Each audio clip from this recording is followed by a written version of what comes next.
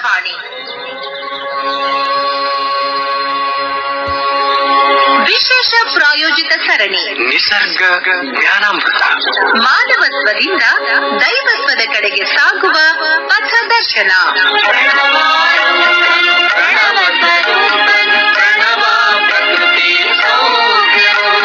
ಪ್ರಾಯೋಜಕರು ವೈದ್ಯ ಸಂಗಣ್ಣ ಯೋಗ ಮತ್ತು ನಿಸರ್ಗೋಪಚಾರ ಕೇಂದ್ರ, ಶ್ರೀ ಗುರು ಬಸವ ಮಹಾಮನೆ, ಮನಗುಂಡಿ, ಧಾರವಾಡ. ನಿಸರ್ಗ ಜ್ಞಾನಾಮೃತ.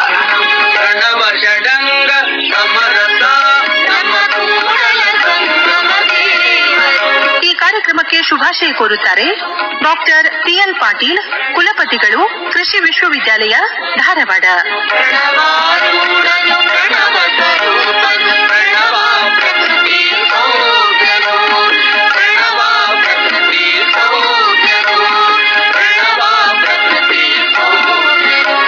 ಆತ್ಮೀಯ ಕೇಳುಗರೆ, ನಿಸರ್ಗ ಜ್ಞಾನಾಮೃತ ಮಾನವತ್ವದಿಂದ ದೈವತ್ವದೆಡೆಗೆ ಸಾಗುವ ಪಥದರ್ಶನ ಕಾರ್ಯಕ್ರಮ ಸರಣಿಗೆ ತಮ್ಮೆಲ್ಲರನ್ನ ಪ್ರೀತಿಯಿಂದ ಸ್ವಾಗತಿಸ್ತಾ ಇದ್ದೇನೆ. ನಮ್ ಜೊತೆಗೆ ಸ್ಟುಡಿಯೋದಲ್ಲಿ ಧಾರವಾಡದ ಮನಗುಂಡಿಯ ವೈದ್ಯ ಸಂಗಣ್ಣ ಯೋಗ ಮತ್ತು ನಿಸರ್ಗೋಪಚಾರ ಕೇಂದ್ರ, ಶ್ರೀ ಗುರು ಬಸವ ಮಹಾಮನೆಯ ಶ್ರೀ ಬಸವಾನಂದ ಸ್ವಾಮೀಜಿ ಅವರಿದ್ದಾರೆ. ನಮಸ್ಕಾರ ಸ್ವಾಮೀಜಿ. ನಮಸ್ಕಾರ ಮೇಡಮ್.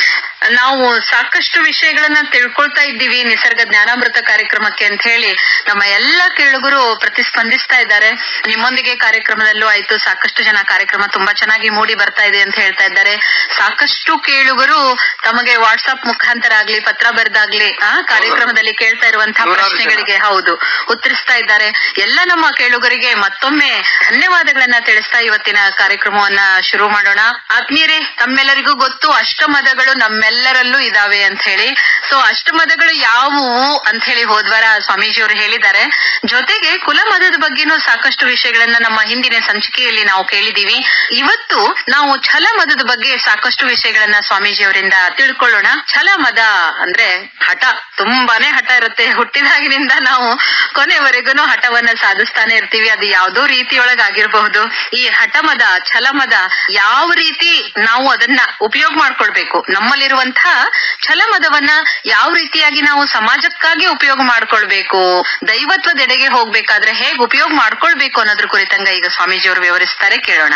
ಛಲ ಅಂದ್ರೆ ಹಠ ಅಂತ ಗೊತ್ತಾಗತ್ತೆ.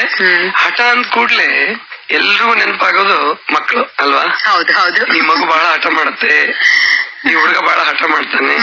ಅಂದ್ರೆ ಹಠಕ್ಕೂ ಮಕ್ಕಳಿಗೂ ಬಹಳ ಸಂಬಂಧ ಇದೆ. ಹೌದು, ಅದು ಸಹಜ ಕೂಡ. ಯಾಕೆಂದ್ರೆ ಯಾವುದೇ ತಾಯಿ ತಂದೆಗಳು ಮಕ್ಕಳನ್ನ ಬೆಳೆಸಬೇಕಾದ್ರೆ ಅವರು ತುಂಬಾ ದೂರದ ಗುರಿ ಇಟ್ಕೊಂಡು ಬೆಳೆಸೋರು ತುಂಬಾ ಕಡಿಮೆ. ಆ ಮಾನವ ಸಹಜ ಗುಣ ಇದೆಯಲ್ಲ, ಪ್ರೀತಿ ಅಥವಾ ಮೋಹ, ಅದನ್ನ ಮಗುವಿಗೆ ಕೊಟ್ಟು ಕೊಟ್ಟು ಕೊಟ್ಟು ಆ ಮಗು ಹಠವಾದಿ ಆಗ್ಬಿಡುತ್ತೆ. ಹೌದು. ಆವಾಗ ಮುಂದೆ ಸ್ವಲ್ಪ ದೊಡ್ಡದಾಗ್ತಾ ಆಗ್ತಾ ಆ ಹಠ ಸ್ವಭಾವವನ್ನು ಬಿಡಿಸೋದ್ ಕಷ್ಟ ಆಗುತ್ತೆ. ಆವಾಗ ನಾವು ಮೊದ್ಲಿಂದ ತುಂಬಾ ಮುದ್ದು ಮಾಡ್ಬಿಟ್ಟು ಆಮೇಲೆ ಹಠ ಮಾಡಿದಾಗ ಹೊಡೆದ್ರೆ, ಬೈದ್ರೆ, ಕೆಲವು ಮಕ್ಕಳು ತುಂಬಾ ತಪ್ಪು ತಿಳ್ಕೊಳ್ಳೋದು ಅಥವಾ ತಪ್ಪು ತಪ್ಪು ನಿರ್ಧಾರಗಳನ್ನು ತಗೊಳ್ಳೋದು, ಆತ್ಮಹತ್ಯೆ ಮಾಡ್ಕೊಳ್ಳೋದು, ಈ ತರ ಎಲ್ಲ ಸಾಧ್ಯತೆಗಳಿರುತ್ತೆ. ಹೌದು. ಇದಕ್ಕೆ ಹಠ ಈ ತಂದೆ ತಾಯಿಯನ್ನೇ ವೈರಿಯಾಗಿ ತಿಳಿದುಕೊಳ್ಳುವಂತಹ ಮಕ್ಕಳು ಕೂಡ ಇರ್ತಾರೆ. ಆಮೇಲೆ ಮನೆ ಬಿಟ್ಟು ಹೊರಟೋಗ್ಬಿಡೋದು, ಈ ತರದ್ದು ಘಟನೆಗಳಿದಾವೆ. ಕೆಲವ್ರ ಜೀವನದಲ್ಲಿ ಮನೆ ಬಿಟ್ಟು ಹೋದಾಗ ಒಳ್ಳೇದಾಗಿದೆ, ತುಂಬಾ ಬಡತನದ ಕಾರಣದಿಂದನೋ ಅದರ ಬೇಜಾರ್ ಮಾಡ್ಕೊಂಡು ಹೋಗಿ ಅಥವಾ ಹಠದ ಸ್ವಭಾವ ಇಟ್ಕೊಂಡು ಹೋಗಿ ಸಾಧನೆ ಮಾಡಿರೋರು ತುಂಬಾ ಕಡಿಮೆ. ಆದ್ರಿಂದ ಈ ಮದ, ಅಹಂಕಾರ ಏನಿದೆ, ಮಕ್ಕಳಿಗೆ ನಾವು ಚಿಕ್ಕವರಿದ್ದಾಗಿಂದ ಈ ಛಲಮದದ ಬಗ್ಗೆ ಸ್ವಲ್ಪ ಎಚ್ಚರಿಕೆ ಕೊಡ್ತಾ ಇರ್ಬೇಕು. ಇದು ಒಳ್ಳೇದಲ್ಲ ಮಗು, ಅಹಂಕಾರ ಒಳ್ಳೇದಲ್ಲ, ಆಮೇಲೆ ನಿಂದನ್ನೇ ನೀನ್ ಸಾಧಿಸ್ಬೇಡ ಅನ್ನುವಂತದ್ದನ್ನ ಮಗು ಇದ್ದಾಗ ತಿದ್ದಬೇಕು. ಆಮೇಲೆ ಈ ಛಲಕ್ಕೆ ಪ್ರಸಿದ್ಧಿ ಅಂದ್ರೆ ದುರ್ಯೋಧನ. ಹೌದು, ದುರ್ಯೋಧನ ಛಲ ಬಹಳ ಪ್ರಸಿದ್ಧಿ. ಅವನು ಕೆಟ್ಟದ್ದಕ್ಕೆ ಛಲ ಮಾಡ್ಬಿಟ್ಟು ನೋಡಿ ಎಂತ ಅದು ಚಿತ್ರಿಸಿದ್ದಾರೆ ಕಾವ್ಯಗಳಲ್ಲಿ. ಅಂದ್ರೆ ಅದು ನಿಜನೋ ವಾಸ್ತವ ಇದೆಯೋ ಸುಳ್ಳಿದೆಯೋ ಏನೇ ಇರಲಿ, ಒಟ್ಟು ಮಾನವ ಪ್ರಸಂಗ ಬಂದ್ರೆ ಇಷ್ಟು ಕೆಳಮಟ್ಟಕ್ಕೂ ಇಳಿವಲ್ಲ ಅಂತ ತನ್ನ ಒಡ ಹುಟ್ಟಿದವರು, ತನ್ನ ಚಿಕ್ಕಪ್ಪನ ಮಕ್ಕಳು ಪಾಂಡವರು, ಅವ್ರದೇನು ದೂರದವರಲ್ಲ. ದ್ರೌಪದಿ ಆಕೆನ ದೂರದವಳಲ್ಲ.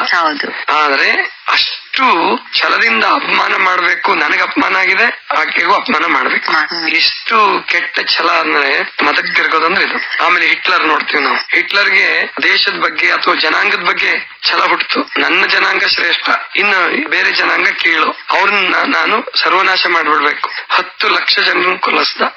ಅಂದ್ರೆ ಒಂದು ಹುಳುವನ್ನು ಕೊಲ್ಲಕ್ ನಾವು ಇನ್ನು ಮುಂದೆ ನೋಡ್ತೀರಿ, ಭಯ ಪಡ್ತಿರ್ತೀವಿ. ಅಥವಾ ಏನೋ ನೋವು, ಒಬ್ಬರದ್ದು ಯಾರ್ದೋ ಕಷ್ಟದಲ್ಲಿದ್ರೆ ಬಿದ್ರೆ ನಮಗೆ ಹೃದಯದಲ್ಲಿ ಹೆಂಗಾಗತ್ತೆ.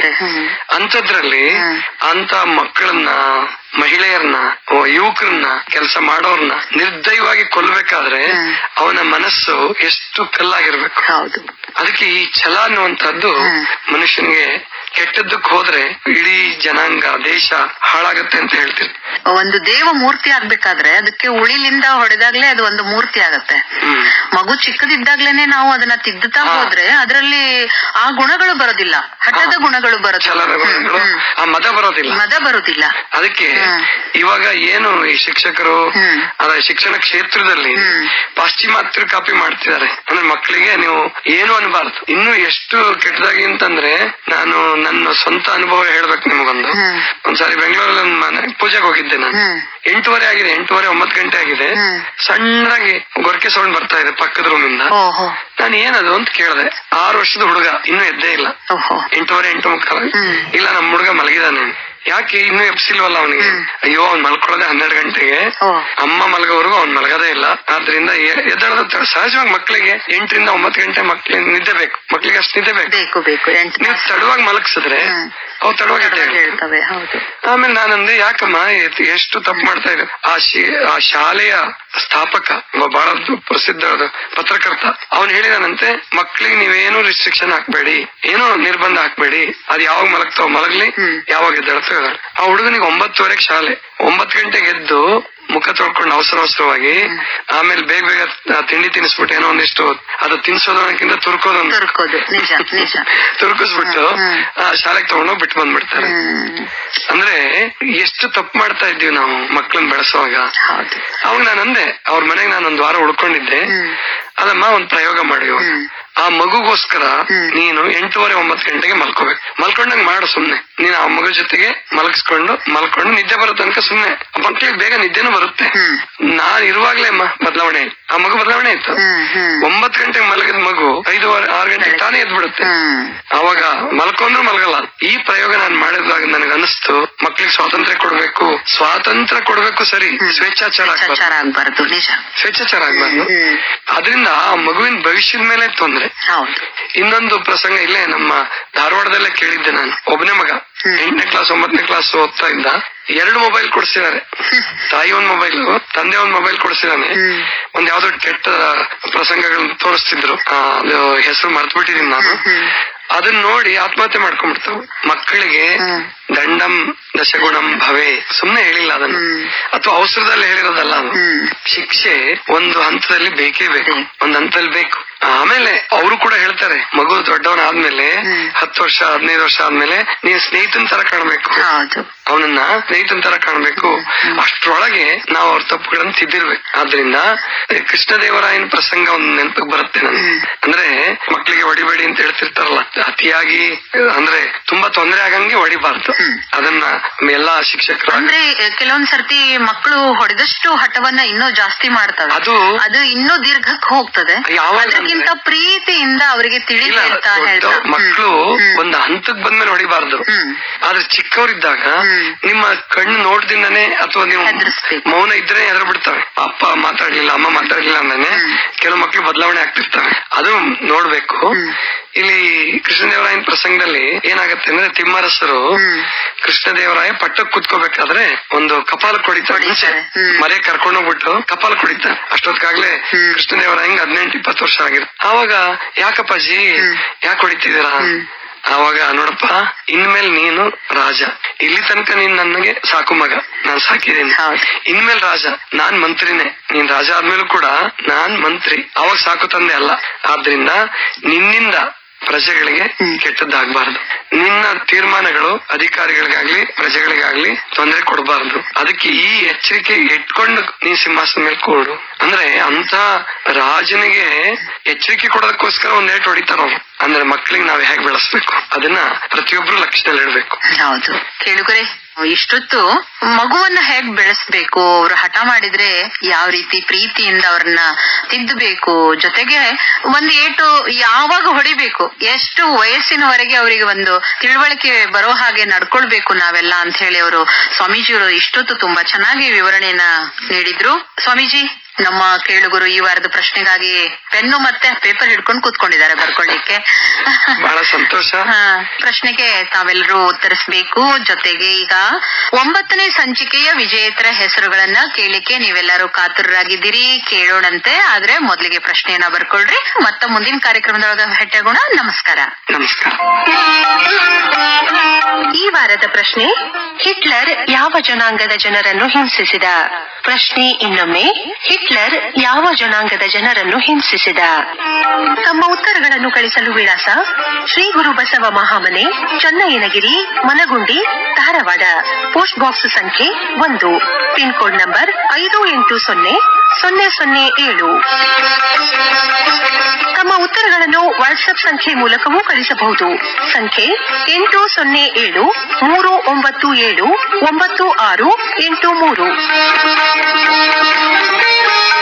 ಕೇಳುಗರೆ, 9ನೇ ಸಂಚಿಕೆಯ ಪ್ರಶ್ನೆ, ಅಷ್ಟಮದಗಳನ್ನು ಹೆಸರಿಸಿರಿ.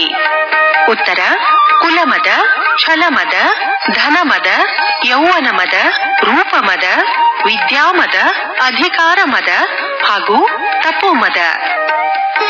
ಸರಿಯಾಗಿ ಉತ್ತರಿಸಿ ಬಹುಮಾನಕ್ಕೆ ಆಯ್ಕೆಯಾದ ನಮ್ಮ ಅದೃಷ್ಟಶಾಲಿ ಕೇಳುಗರು: ಪ್ರಥಮ ಅದೃಷ್ಟಶಾಲಿ ವಿಜೇತರು ಶಾಂತಾ ಹೊಂಬಳ್, ಕೊಪ್ಪದಕೆರೆ, ಮಹಾತ್ಮ ಬಸವೇಶ್ವರ ನಗರ, ಧಾರವಾಡ.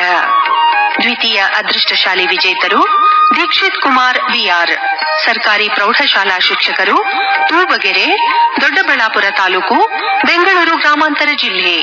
ತೃತೀಯ ಅದೃಷ್ಟಶಾಲಿ ಕೇಳುಗರು ಸುವರ್ಣ ಪಾಟೀಲ್, 9ನೇ ತರಗತಿಯ ವಿದ್ಯಾರ್ಥಿನಿ, ಲಿಟಲ್ ಸ್ಕಾಲರ್ ಅಕಾಡೆಮಿ ಹೈಸ್ಕೂಲ್, ಶ್ರುತಿ ಪಾರ್ಕ್, ಬೆಳಗಾವಿ. ವಿಜೇತರಿಗೆ ಅಭಿನಂದನೆಗಳು.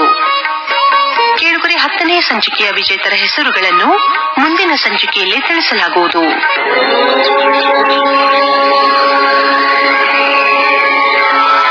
ಇದುವರೆಗೆ ಶ್ರೀ ಗುರು ಬಸವ ಮಹಾಮನೆ ನಿಸರ್ಗ ಜ್ಞಾನಾಮೃತ, ಮಾನವತ್ವದಿಂದ ದೈವತ್ವದ ಕಡೆಗೆ ಸಾಗುವ ಪಥದರ್ಶನ ವಿಶೇಷ ಪ್ರಾಯೋಜಿತ ಸರಣಿ ಕಾರ್ಯಕ್ರಮ ಪ್ರಸಾರವಾಯಿತು.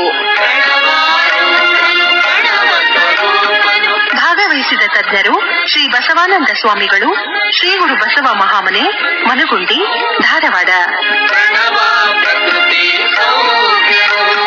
ಈ ಕಾರ್ಯಕ್ರಮಕ್ಕೆ ಶುಭಾಶಯ ಕೋರುತ್ತಾರೆ ಡಾಕ್ಟರ್ ಪಿಎಲ್ ಪಾಟೀಲ್, ಕುಲಪತಿಗಳು, ಕೃಷಿ ವಿಶ್ವವಿದ್ಯಾಲಯ, ಧಾರವಾಡ.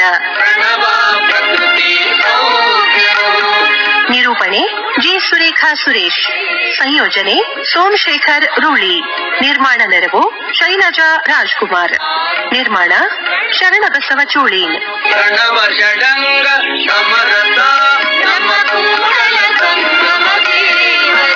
ಶ್ರೀ ಗುರು ಬಸವ ಮಹಾಮನೆ ನಿಸರ್ಗ ಜ್ಞಾನಾಮೃತ. ಈ ಕಾರ್ಯಕ್ರಮದ ಪ್ರಾಯೋಜಕರು ವೈದ್ಯ ಸಂಗಣ್ಣ ಯೋಗ ಮತ್ತು ನಿಸರ್ಗೋಪಚಾರ ಕೇಂದ್ರ, ಶ್ರೀ ಗುರು ಬಸವ ಮಹಾಮನೆ, ಮನಗುಂಡಿ, ಧಾರವಾಡ. ಒತ್ತಡದ ಜೀವನ, ಕಲಬೆರಕೆ ಆಹಾರ, ವ್ಯಾಯಾಮ ರಹಿತ ಬದುಕು, ವೈಜ್ಞಾನಿಕ ಸಾಧನಗಳ ದುರ್ಬಳಕೆ, ಇವುಗಳಿಂದ ಉಂಟಾದ ಬೊಜ್ಜು, ಮೂಲವ್ಯಾಧಿ, ಅಪೆಂಡಿಕ್ಸ್, ಟ್ಯಾನ್ಸಿಲೈಟಿಸ್, ಮಧುಮೇಹ, ರಕ್ತದೊತ್ತಡ, ಹೃದ್ರೋಗ, ಮೂತ್ರಕೋಶ, ಪಿತ್ತಕೋಶದಲ್ಲಿ ಕಲ್ಲು, ಮೈಗ್ರೇನ್, ಚರ್ಮ ರೋಗ, ಕ್ಯಾನ್ಸರ್, ಸೋರಿಯಾಸಿಸ್ ಮುಂತಾದ ರೋಗಗಳನ್ನು ಯಾವುದೇ ಮದ್ದುಗಳಿಲ್ಲದೆ ಯೋಗ ಮತ್ತು ನಿಸರ್ಗೋಪಚಾರದಿಂದ ವಾಸಿ ಮಾಡಿಕೊಳ್ಳಲು ಸಂಪರ್ಕಿಸಿ. 9448100282 ಮತ್ತು 8073979683. ಹೆಚ್ಚಿನ ಜ್ಞಾನಕ್ಕಾಗಿ ಮನಗುಂಡಿ ಆರೋಗ್ಯಶ್ರೀ ಯೂಟ್ಯೂಬ್ ಚಾನೆಲ್ಗೆ ಭೇಟಿ ಕೊಡಿ. ಧಾರವಾಡ ಕೇಂದ್ರದಲ್ಲಿ ಸಿದ್ಧಪಡಿಸಲಾದ ಈ ಕಾರ್ಯಕ್ರಮ ಕಲಬುರಗಿ ಕೇಂದ್ರದಿಂದಲೂ ಪ್ರಸಾರವಾಯಿತು.